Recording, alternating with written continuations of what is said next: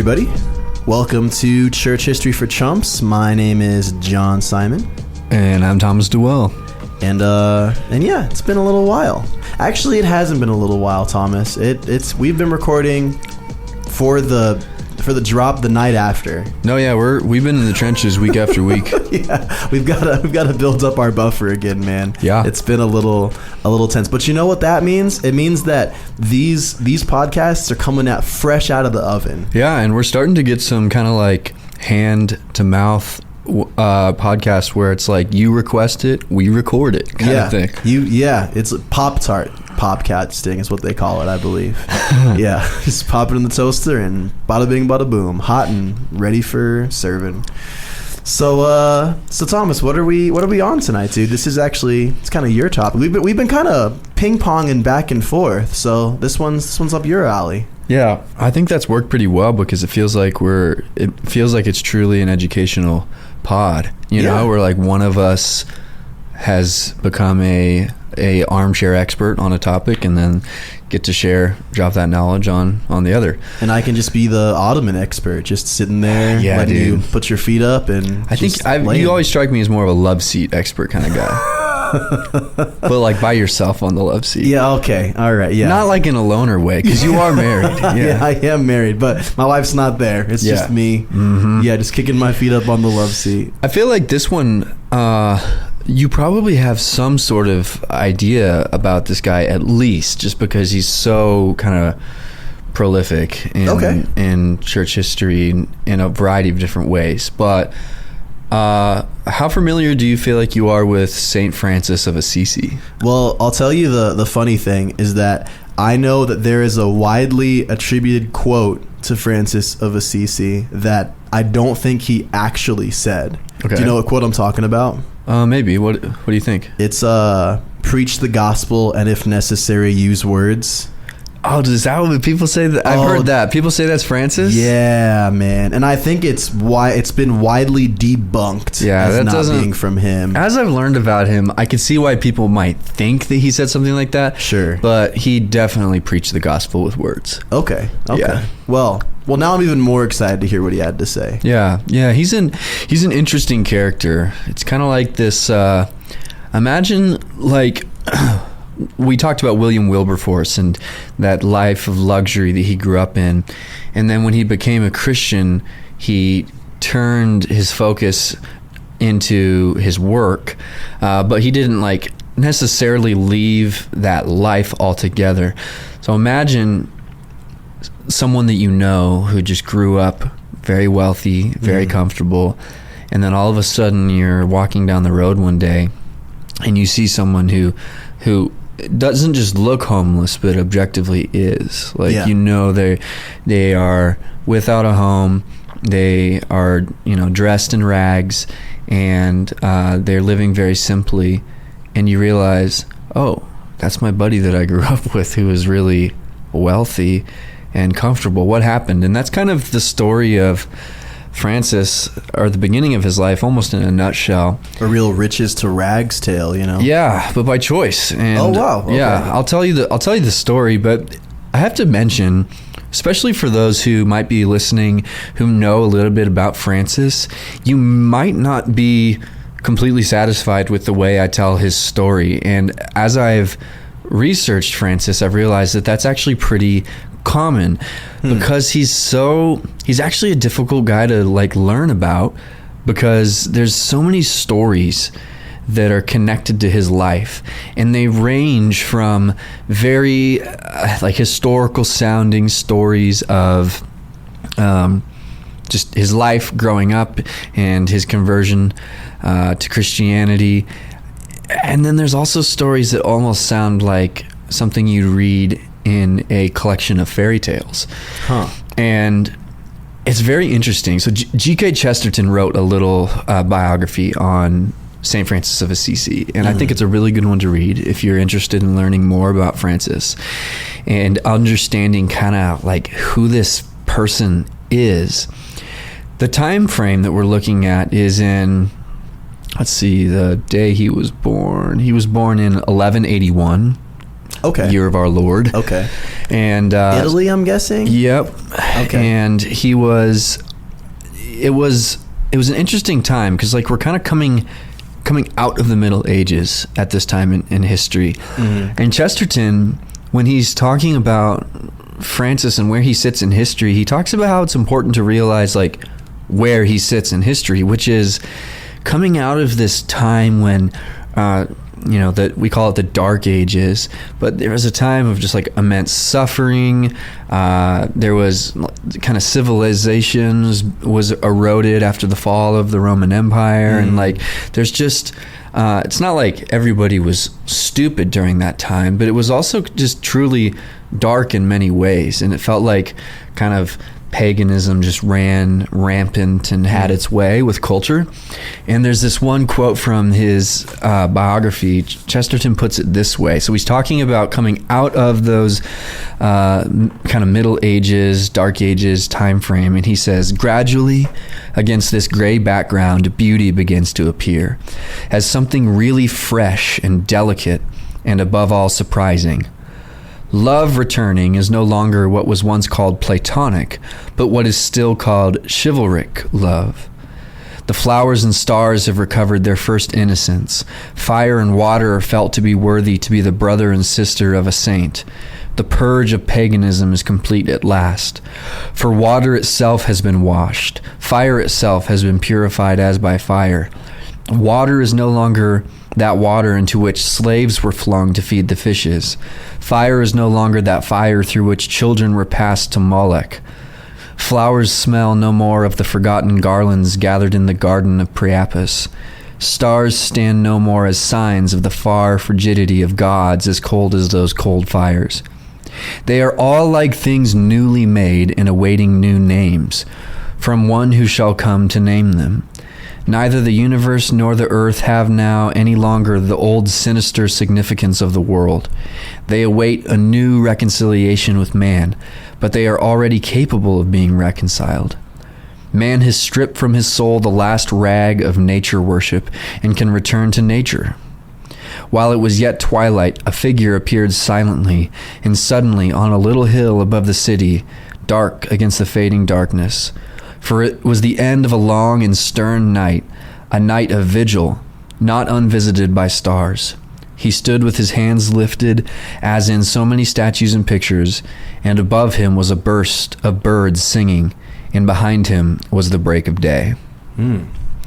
So Chesterton sees Francis as like this guy who had this very interesting relationship with nature in a way that I would say a lot of modern evangelicals in particular struggle with, and we can get into that in a bit.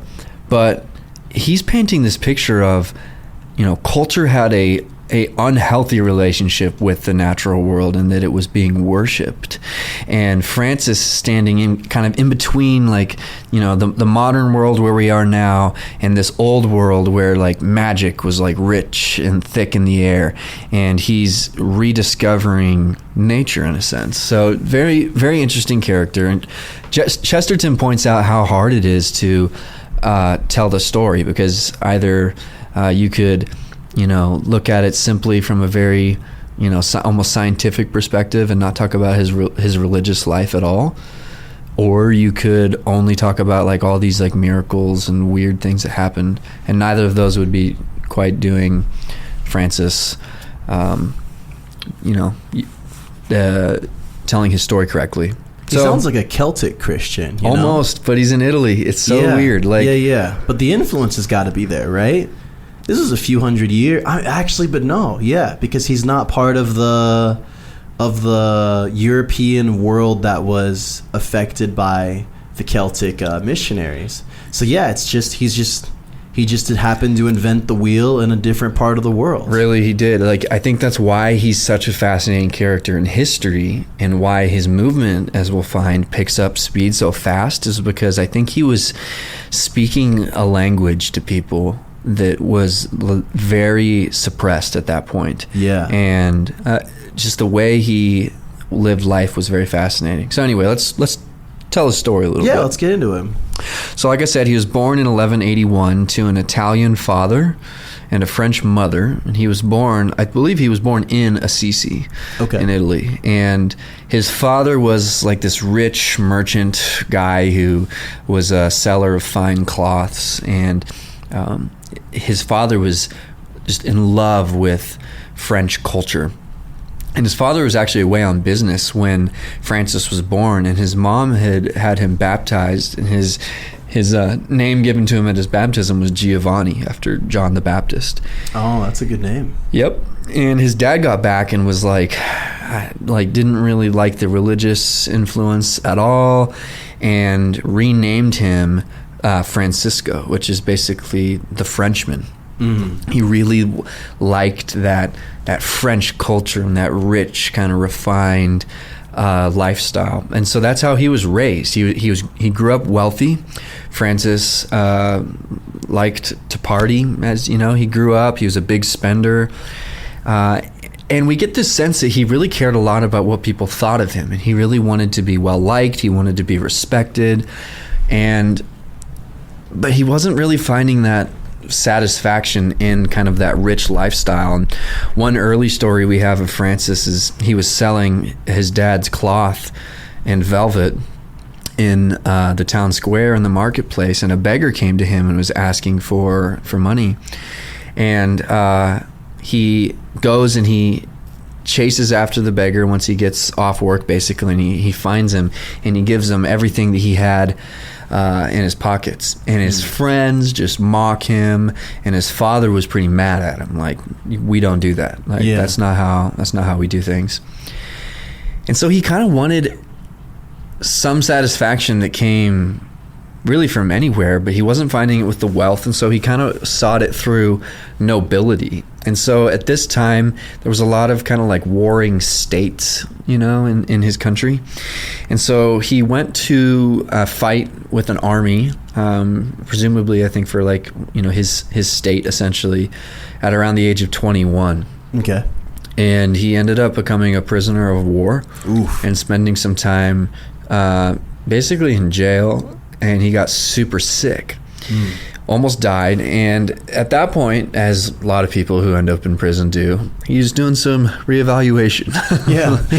And he thought that he was going to switch things up. But when he got out of jail, he went back to Assisi. He kind of returned to that lackadaisical kind of lifestyle again.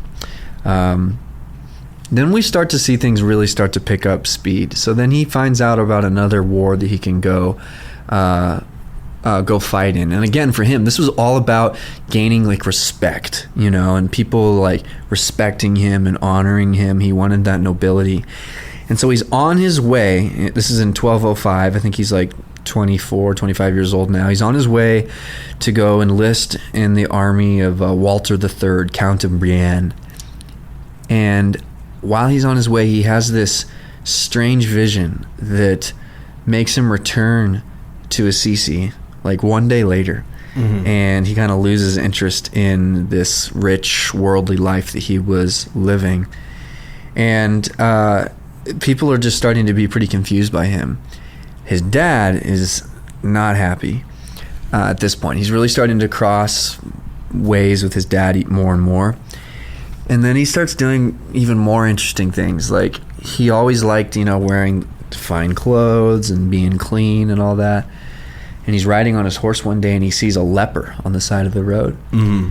And he goes and he gets off his horse, and he goes and he kisses the leper's hand. And the leper kisses him back.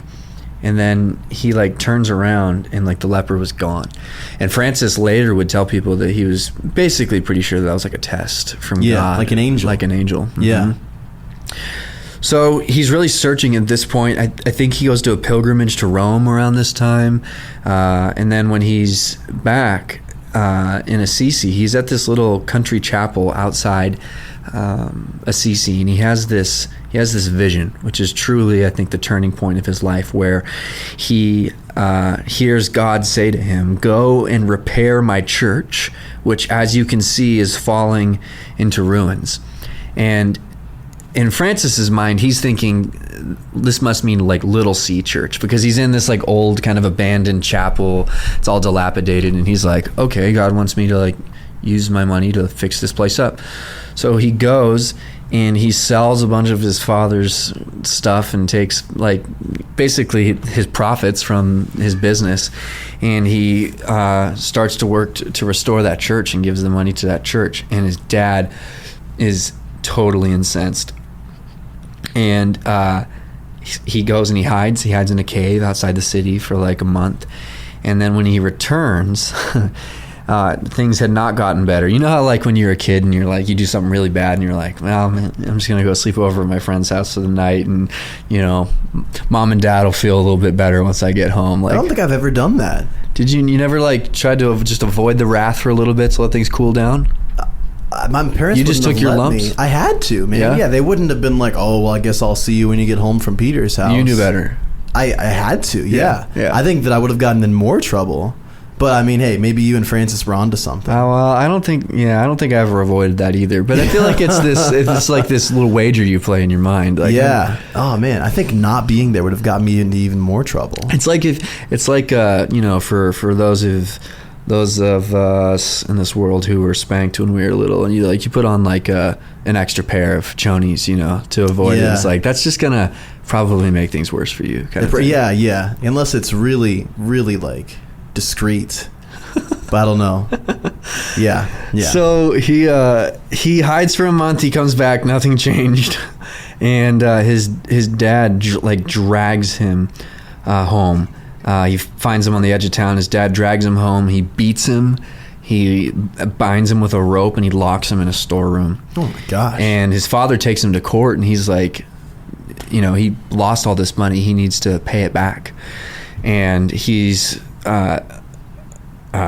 wearing some nice clothes again. And in front of the judge, Francis takes off the nice clothes he's wearing one by one until he's just wearing this like kind of rough like hair shirt, very simple shirt, and he completely renounces his father and his like claim to his father's inheritance and all that. And at this point he starts to really see God truly as being his father, and which I think is really actually kind of a beautiful part of this story for people who either have a terrible relationship with their father or don't have an earthly father. The extent to which our Heavenly Father truly can be your Father. Like, this is not, we don't just call God Father because it's just a nice thing to call him, but like truly like that protection and that support and that love that Francis should have received from his father, he is now for the rest of his life going to receive directly from God, which I think is beautiful. Yeah, he had this weird like opposite of the prodigal son story, where instead of the prodigal son being like a jerk about the inheritance, like it was the father being like, take your inheritance, value these earthly goods, like put this above anything else. Like that's really crazy. I mean, but I get it though. I'm sure that something like generational like inheritance was probably a really big deal, because parents probably thought, well, this is me securing the livelihood of my family for a long time. Yep. But still, yeah, that's taking your own son to court for taking your stuff is pretty wild. Yeah, really sad. Yeah.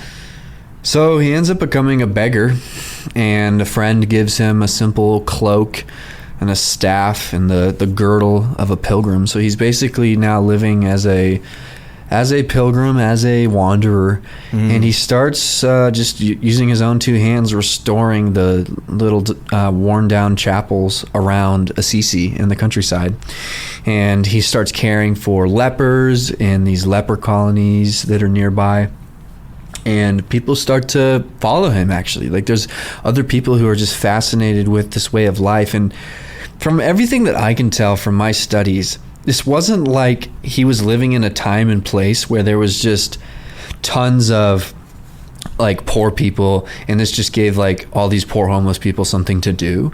It actually reads a little bit more like our culture, I think, where generally the standard of living is fairly high. Yeah. And, there's work to be done if you want to work. And these people are actually choosing to step away from that and walk away from it. So he develops a simple rule, kind of like a monastic rule, for those who would live in a monastery, even though they were homeless. And his rule was simply drawn from Matthew 10:9, which is one of the times when Jesus is sending his disciples out. And he tells them to not take any gold in their purses. Mm-hmm. So essentially what you have now is a group of people who have taken a vow, not just of poverty, but you find that these Franciscans, as they're going to be called, they don't even have like any personal property. Like they're fully against personal property. Is this the first time the vow of poverty really hit the monastic side of church in the West? I don't think so, because I think prior to this, through the Middle Ages, you would have had monks who would have had vows of poverty of some sort. Yeah. Francis, I think, was at a time in history where what he was doing is even more radical than where you might find like some monks. So it was almost seen as like kind of an extreme monasticism. I think so. That's interesting. Okay. Yeah. So he's at an interesting point in his life, and people are starting to follow him. And at some point around here, he goes to Rome to seek approval from the Pope to form an official new religious order. Now, I don't fully understand this whole religious order thing. Like, you might know more than I do, John, but I feel like in the Catholic Church, in our Protestant land where you and I come from, like, we kind of, like, if you want to start something, you just do it. Yeah. And if it works, it works. Who's if it doesn't, it doesn't. Us? Right. Yeah. Exactly. we answer to no one. That's right. But the Lord himself. That's right. For the Catholics, if you wanted to have some sort of be official, you needed the stamp of approval from the church and from specifically the Pope. This is similar to what we were talking about last week with Wilgefortis, where it's you could do stuff kind of on your own, but if it's going to be official, this whole folk saint thing, you got to get the stamp. It needs the approval. Mother Church. So I feel like it's got to be he got to be on a waiting list to talk to the Pope. He's just some smelly beggar who's been fixing churches, right? Well, that's interesting you said that. So when he somehow gets I think it's some lower bishop or priest in Rome kind of gives him helps him get there in front of the Pope. Yeah. And the Pope is basically whatever, dude, no, and sends him on his way. And then there's a few different stories of what happened next, but essentially the Pope saw him. One story I read, I think the Pope was no, but you can take care of the pigs. And Francis did it. He just goes out and starts doing this really kind of menial work, and it impressed the Pope so much that he changed his mind and actually gave them the stamp of approval to have a new order. He must have taken some really nice care of those pigs. Yeah, dude. They were glistening. Francis probably did take good care of pigs. That's really cool. Yeah. So this religious order thing is interesting because now he kind of it's official and it's going to start to pick up steam. Yeah. So he goes. Do you have something you're gonna say? No. No. It looked like a joke.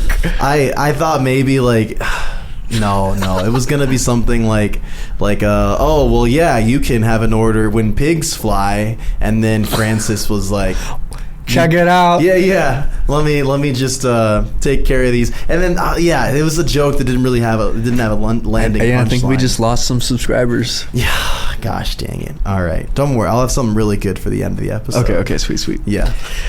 So he goes back to Assisi. This is around the time that he meets so Francis is preaching in one of these little chapels outside of Assisi. Yeah. And this rich young woman named Claire hears him. Mm. And she's so impacted by his preaching and his way of life that she decides to follow in this pattern as well. And because this order that the Pope had approved was for men, Claire becomes the first of essentially what we have is the female order of Franciscans called the Poor Clares. And not as good. Yeah. Not as good of a name. Yeah. They obviously are named after her, and she kind of starts developing this following of women now that want to take on this vow of poverty and live in this way. and they're grouping up and they're going out and they're preaching in the countryside. They're serving people. They're taking care of the lepers, and so it definitely was a word ministry that they were doing. Like, this wasn't. We'll talk about this a little bit in a minute. A lot of Franciscans throughout history have been goofballs, dude. Like, not the best trajectory after Francis, but when Francis is around, I mean, they had a pretty good like hand on like word and deed, I think. Yeah, which was cool. So just so I'm straight, the philosophy of the Franciscans was essentially to be this kind of like traveling like bunch of essentially beggars. Like they had no money to their name, they had no property or anything like that, and they were to travel to serve the poor and the needy and just try to bless the community, right? It seems like they really got their identity from the type of ministry that Jesus was commissioning the apostles to have in, I think it's Mark 6 and Matthew 10, where he's sending them out to 2 by 2. Yeah. And don't really take any possessions with you. Like the Mormons. Yeah. Yeah, because they travel in pairs. Those homies have possessions, let me tell you. That's true. Hey, that ticket they don't mind their vow of poverty because they're going back to their Salt Lake mansion. That ticket to Argentina mission trip isn't going to pay for itself, my boy. Oh, man. Yeah, so they seem to really get a lot of their identity from that, and they were just kind of living off of the just the gifts of others to let them continue their ministry. Francis did some pretty cool stuff around this time too. He actually traveled out of Italy. There was a crusade going on at this time. It was the 5th crusade.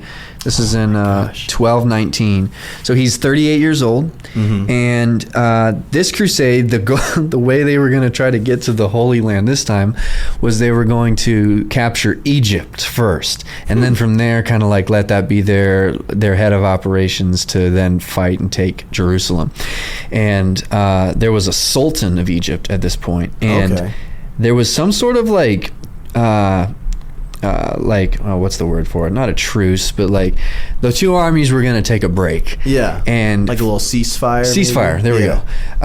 And Francis travels across enemy lines, secures a meeting with the Sultan, and preaches the gospel to him, to like the leader of this army that the church was fighting.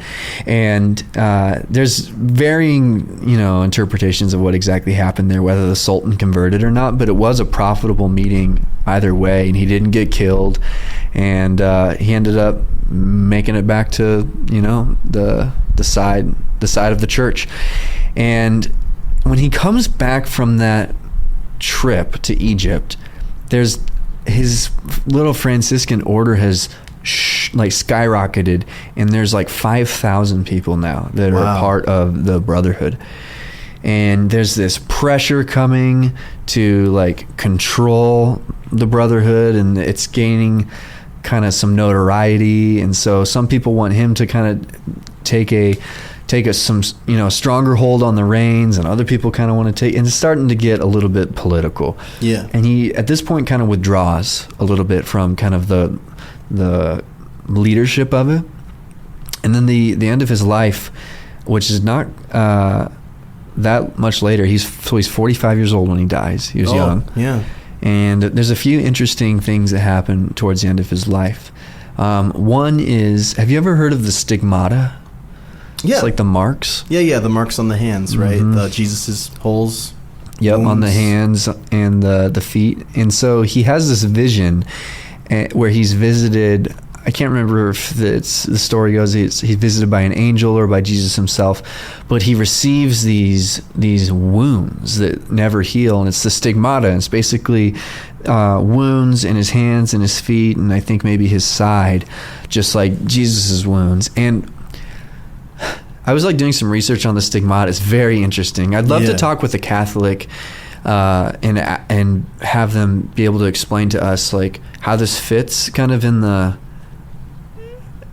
Christian life. It's very confusing to me, like like where this comes from, like the people who receive the stigmata. My kind of skepticism goes like, these are self-inflicted wounds that people are taking to kind of like try to follow in Jesus's steps, and not God like showing up to people in visions and being like, just messed up your hands for forever. Like, that just, I don't know, something doesn't quite sit right with me about that. Like, it's persecution coming from God, you know? Imagine the first day after the stigmata and you're like just pouring like hand soap in your hand when you're about to wash yourself in the shower. This goes right through whoop. It. Yeah. That's all I had to say. I'm really trying to up the color commentary because I don't have much to share. I'm just trying to be goofy. No. It reminds me of Julian though, because Julian talked a lot about how did she have the stigmata? She didn't, but a big part of her life was like she wanted to like suffer and experience that suffering with Christ. So I feel like receiving the stigmata is like it's a blessing where God has given you a suffering that is so like intimately close with Jesus that Jesus carries that wounds to this day in his glorified state. So I would just guess it was something like that. And you know, the Middle Ages, they were all about emphasizing the suffering of Christ, which is good. I mean I think it is not incorrect to say that God allows and even can be to bring about or orchestrate suffering in the life of the believer for his glory and their benefit.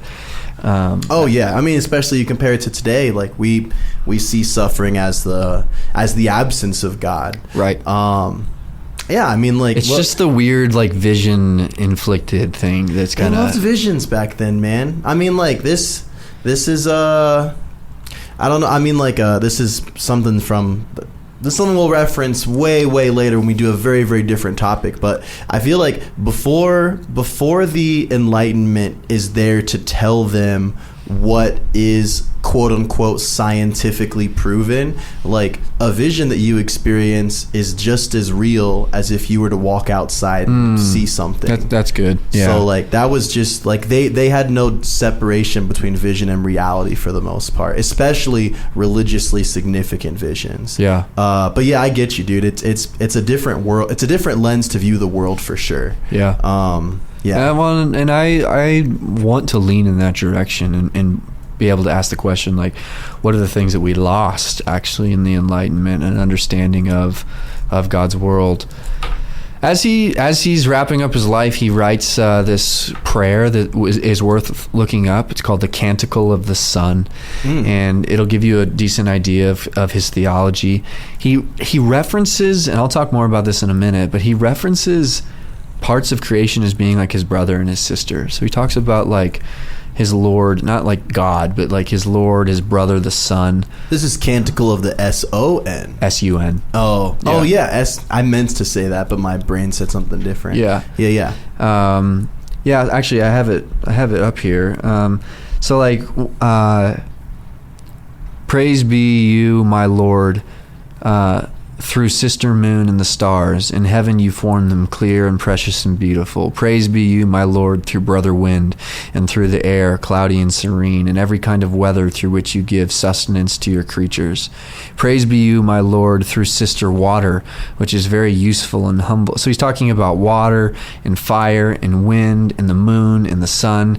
And like I said, if you get the hives about that sort of thing, like you're going to read that prayer and be like, is he praying to like the elements here? Like what's going on?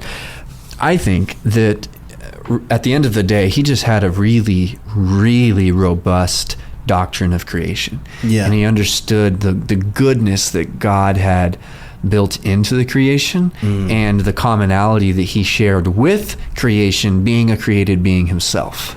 Yeah. Well, that's really interesting to me. So there's a dude who I really want to do an episode on in the future. His name is St. John of Damascus. Oh, yeah. And so St. John of Damascus is one of the key dudes from, he's one of like the great fathers of the Eastern Orthodox tradition because he's, from Damascus, from Syria. And he was a pivotal figure in the East when they were arguing about whether they should use icons or not. And he was obviously a big proponent of using icons as a means of worship. The opposite side would say it's idolatry. And I was reading some of his quotes, and he often said things like it is through matter that we experience the essence of its creator. And so I was kind of thinking of that when I'm listening to Francis talk about creation, because they would both come to the same conclusion. Like matter is not a thing to itself be worshipped. It is a conduit that brings us towards its maker. Like even the idea that we see in the Psalms of that's what I was just thinking. The heavens declare the glory of God. So it is interesting, this idea that, like, no, matter is not bad. Like, matter is actually beautiful. And it was through these arguments that St. John won the Eastern Church over to using icons, which they still do to this day. So that is interesting. Yeah. So there's a couple stories that I want to tell you to kind of illustrate kind of what his relationship to like animals were like, what that was like. Okay. Very fascinating.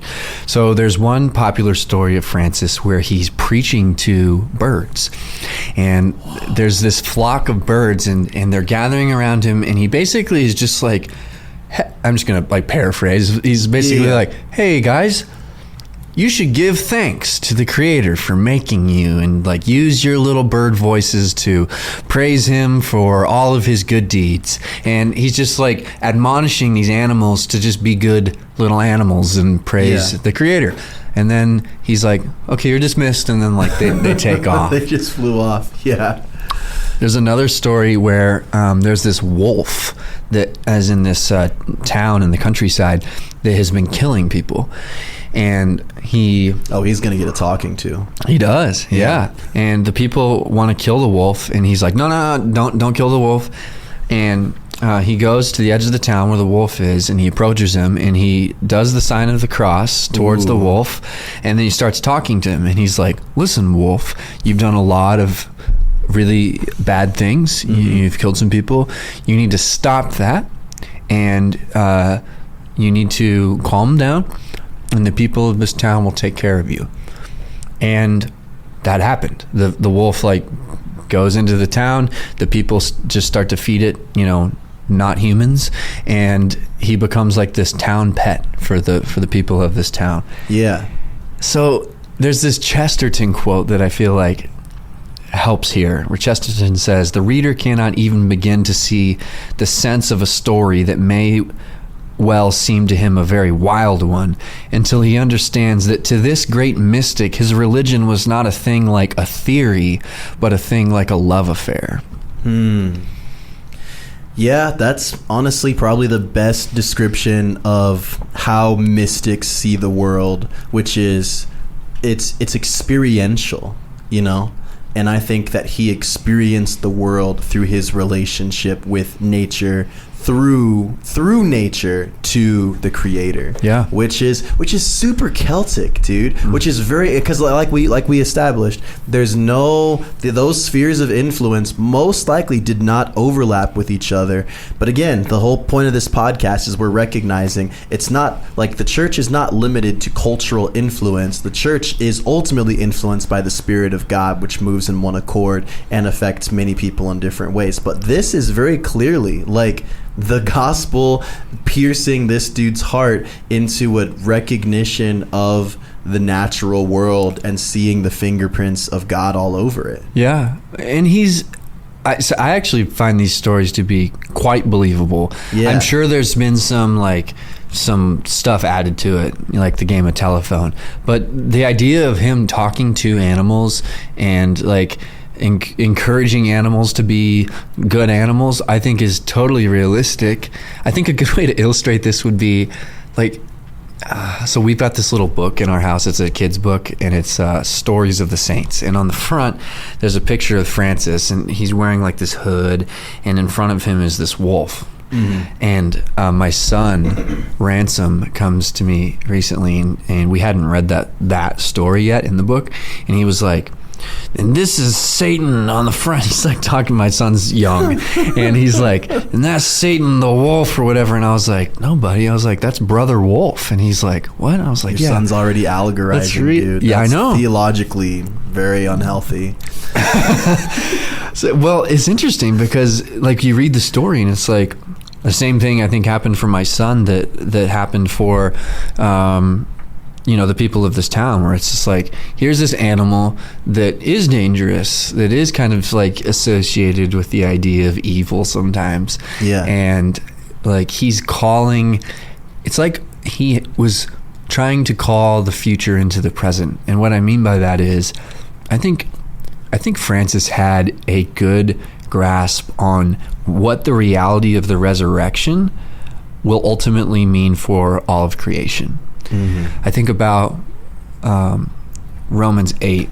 I was thinking about this past week. Somebody saw that I was studying Francis, and this is somebody that I love and have a lot of respect for. But they were kind of asking like, why are you like reading about Francis? And I think part of that might be because Franciscans have been, like I said, really stupid throughout a lot of history. Within like a few years of Francis dying, the Franciscans became like the inquisitors for like these like witch hunts. Like it just really? Like within like 5 years, like it's insane. Dude, I want to say like the more we study church history from different eras, the more it kind of feels like you're watching Avengers movies and you're seeing like the timeline overlap with each other. Yeah. And it's like to think that like we talked about the Inquisitors killing witches during our Salem witch trials episode, and like some of them were, these dudes, these guys. And that's crazy. Throughout history, Franciscans have been known for being pretty weak and lax theologically, and they're kind of like on the liberal fringes of the Catholic Church. Like in today, for example, Richard Rohr, dork master supreme, dude. We do not like Richard Rohr here. If you do, keep listening to us so that you can learn better. He's an interesting guy. He's not an very orthodox guy. He's got this universal, pun intended, like appeal to him that makes him almost inherently threatening. It's like this guy is. I know. Some of you just got butthurt, and most people I would not encourage to listen to Richard Rohr. Richard Rohr, it's really hard to justify listening to a universalist. I do sometimes, but really just because I like to learn. But man.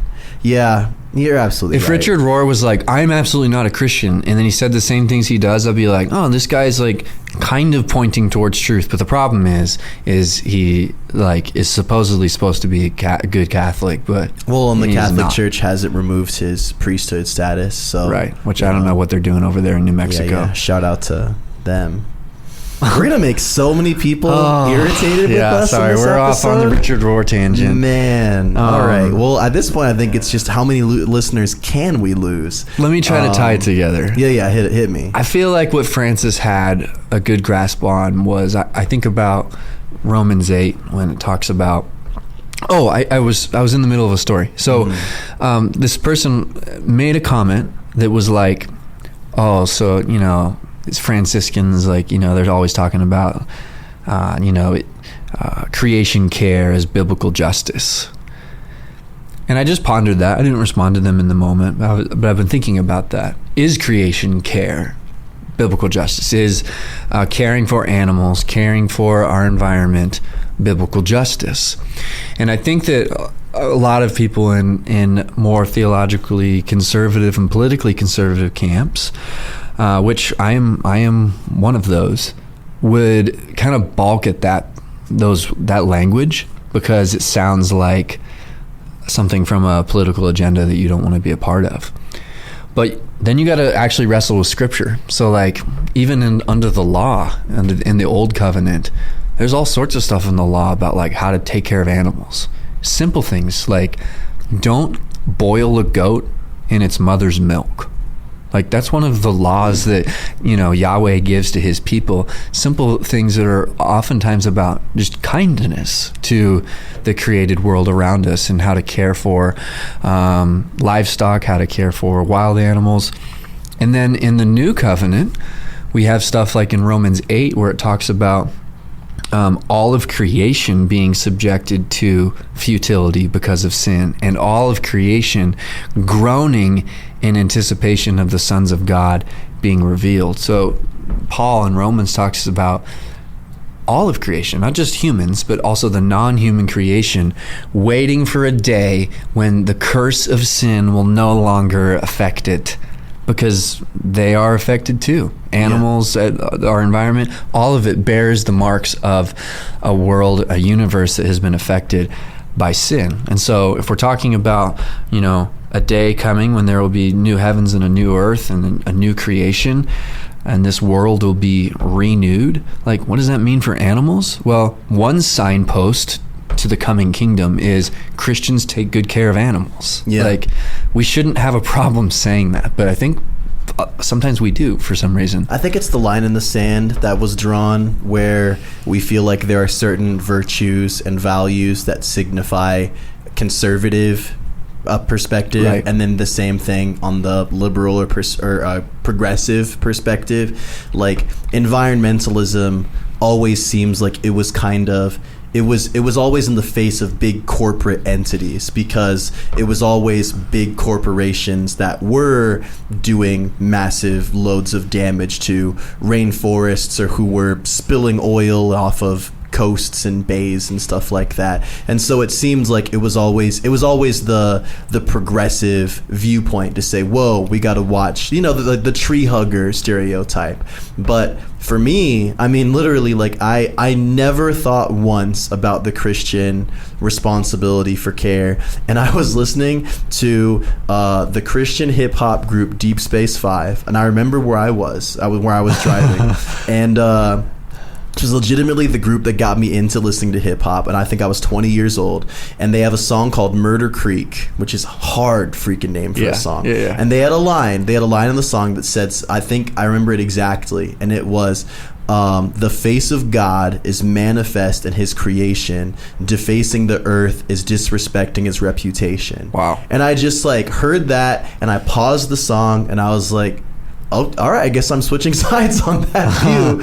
Where I was just like, yeah, this is, we see the creation story is one of the most ubiquitous, ever, known all over the place stories of the Bible, and yet it's so easy. And I think that a big part of it really boils down to, we don't think that God really cares about creation. We think that God's gonna hit the detonate button. If your eschatology involves God nuking everything, then it kind of makes sense. And the problem is, it is an eschatological problem, but deep down, it's a problem of it's Gnosticism. This was a big foundational view that both Thomas and I's seminary is built on, which is that as Westerners, we are steeped in this very Platonic, Neoplatonic view that if something is spiritual, it is by nature benevolent, and if something is material, then it's inherently corrupt. Right. And for God to defile himself, that God to become material was actually a defiling of himself, and that even to this day his material state is somehow negative. And again, getting back to something that Saint John of Damascus said, he has this quote where, again, he's fighting for the use of icons, which we're not pro icon, but he said something like, because of the incarnation, I salute all remaining matter with reverence. Which is if Jesus himself, the Son of God, could cloak himself in a material presence, then the material world cannot be inherently bad, because Christ cannot be inherently bad. Yeah. But yeah, dude, creation care is biblical justice. Right. I think it's, and it doesn't water clear. down. I think the concern is that to say that would water down the atonement. And it's no, actually, because of the atonement, because God made human beings to be the ones that take care of his world, they're messed up because of sin. The atonement restores them to the place where they can now take care of all of these things once more. It's actually a beautiful fulfillment of the gospel, and a sign that the kingdom of God has come now, that people are able to go, oh wow, God has renewed my heart, I'm a new person, I don't live for myself, I live for my Lord, I'm gonna take care of these animals and these lepers and everything around me. It's really beautiful, and I wish the Franciscans had stuck with that. yeah. And honestly, dude, this is similar to how we kind of closed out our Wilberforce episode, but William Wilberforce brought so many things into the view of England, into the Western worlds, to say this is the face of the atrocities that we're living on. Like, I feel like creation care and recognizing areas in which we are like destroying the earth, that we are creating an environment for animals that is completely like unlivable. That is inexcusable for us as stewards. Like, these are like, I would love to have Christians who would be like, yeah, like we're advocating for as much, you know, good living conditions for the animals that we farm, that we use for meat. Like, I would love to see Christians standing behind things like that. Yeah. Because that is creation care. Yeah. Because that is a biblical thing to stand I've got for. people in my church who are dead serious about that. Like, Yeah. pay quite a bit of attention to that. And I love that. Like, I love the idea that, because it also shows that Christians who are moved by the Spirit of God should not be stuck within the cultural corners that we have found ourselves. Like, Right. that is, honestly, I think one of the interesting themes we see throughout church history, excuse me, is where the people of God are moved beyond what culture expects of them. Francis, in this story, culturally should have received the exorbitant wealth of his family and of his lineage, and just lives to be another rich Italian suitor without a worry in the world. But the Spirit of God had bigger plans for him. Mm-hmm. And I think that as Christians, we need to continue to be like, to have an ear open to the Spirit of God, and where it's pushing us against the cultural currents of our culture, even our Christian culture. Yep. Amen. So, yeah, dude. Well, that's Francis. Yeah, That's I was just sick, dude. scratching I'm so the- glad I know more about Francis now, and I can see why that lousy quote could be attributed to him, but also I think homie was a little bit more grounded than that. Yeah, for sure. So, Yep. yeah.